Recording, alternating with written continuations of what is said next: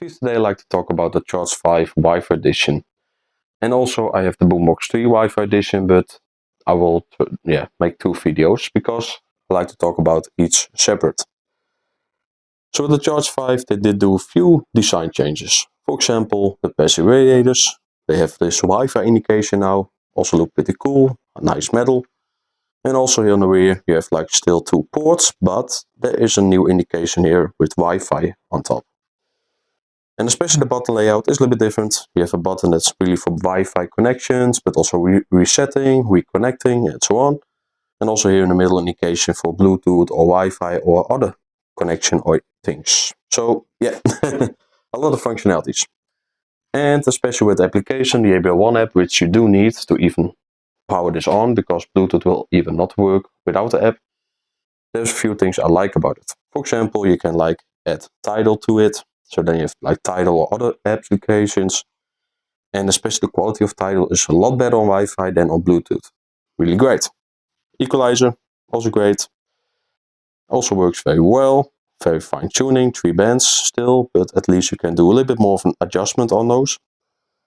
Battery indication, connection indication, and so on. And here you can like choose which app you like to add to this app. For Bluetooth audio. It also has Spotify, Chromecast, and so on. But I did notice, especially with Spotify, if you use Bluetooth or Wi-Fi, the difference isn't really big. Yeah, Wi-Fi sounds a little bit better with Spotify, but if you really want to go with the speaker outside, it's fine to use on Bluetooth. If you use Tidal or other applications with higher quality audio, you definitely need to use Wi-Fi. Really, it's a big difference. And also the EQ settings and the overall tuning of the speaker has been changed a bit. So it's a great overall performance. Without further ado, I have here first a test with Wi-Fi versus Bluetooth connection. And after the test, we will go to like Wi-Fi only testing. Without further ado, here they are.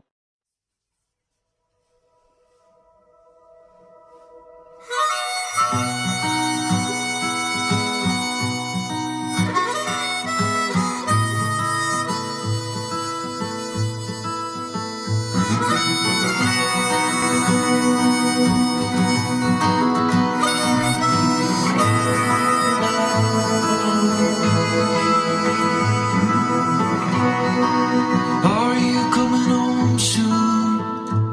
I can feel the rain start to fall. Are you still running down those side streets with them alley cats and barking dogs?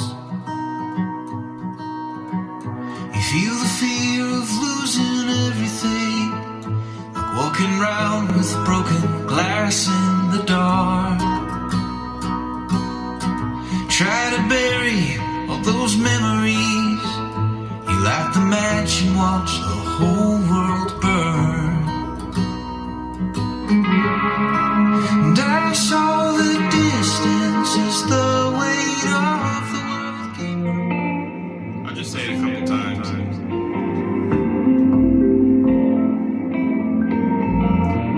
Check 1, 2, 1, 2. Check.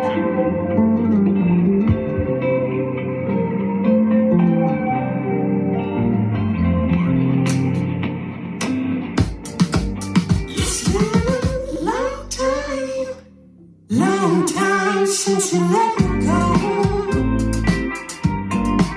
Oh, I'm still here, having trouble letting go.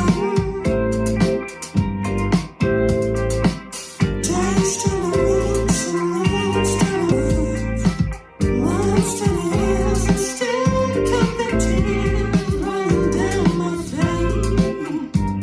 Oh, still feels like yesterday.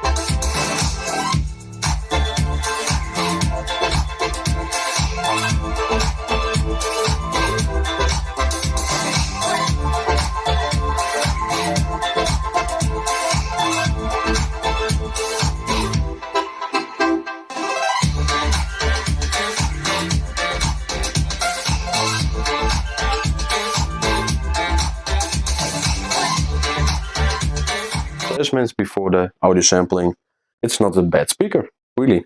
I really like it. And the nice thing about the Wi-Fi connection is just more functionalities, and you can play music without having issues with your phone playing something else, for example.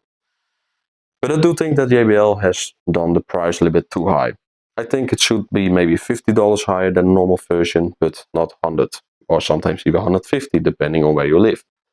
So I hope they drop the price a little bit, because it's really handful to have the Wi-Fi connections, because you can also use it as a Google Assistant speaker, even with Apple AirPlay connections, and also Alexa is possible if you want to. So it's pretty cool. Hope you guys enjoyed this video and see you guys around.